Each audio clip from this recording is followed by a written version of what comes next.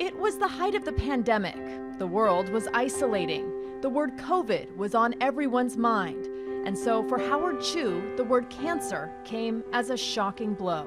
Yeah, that scared me quite a bit.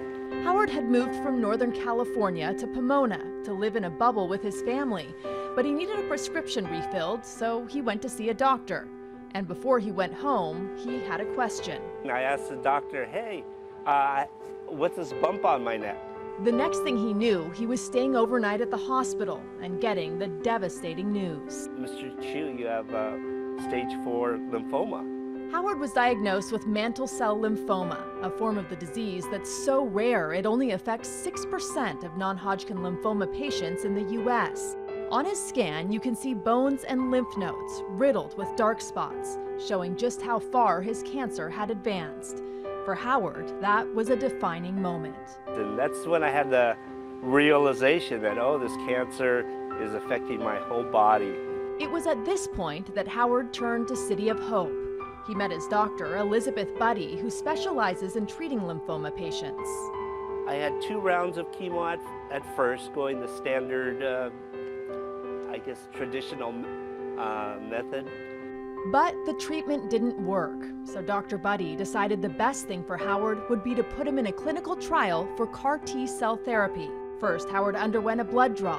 His T-cells were collected, then re-engineered and put back in his body. The hope was that those T-cells would then bind themselves to the cancer cells and destroy them. And while this powerful immunotherapy was at work, Howard had to stay at City of Hope on the 6th floor for 30 days. The staff on the 6th floor here was so friendly, and they became short-term family. At first, the CAR T therapy seemed to be a success. His level of detectable cancer cells dropped to around 2%. But his next test brought bad news. Just wouldn't go away. And then on my next blood draw, it jumped to 20%.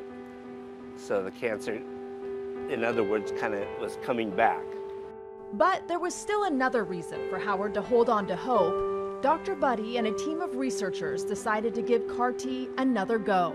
Dr. Buddy decided, hey, let's go and try this again using another formula, and let's try to knock out the cancer fully. At the time, Howard didn't process that he was the first patient to receive this new form of CAR T developed at City of Hope. But he did know how to make the most of the 30 additional days he had to stay at the hospital. So I had kind of planned it. I knew what was going to happen, with the blood draw and the waiting. This time, success. That cancer cell level hit 0. And for Howard, it was 100% relief. The joy of taking that breath and going, whew, that second chance is here. Remember that first scan showing all the dark spots in his bones and lymph nodes? Here's what it looked like after the first round of CAR T therapy, and then the second. And the realization of just, how fragile we are, and it's a great thing that they have the research here at City of Hope to find new answers to cure things. Hey, Monica, great to see you.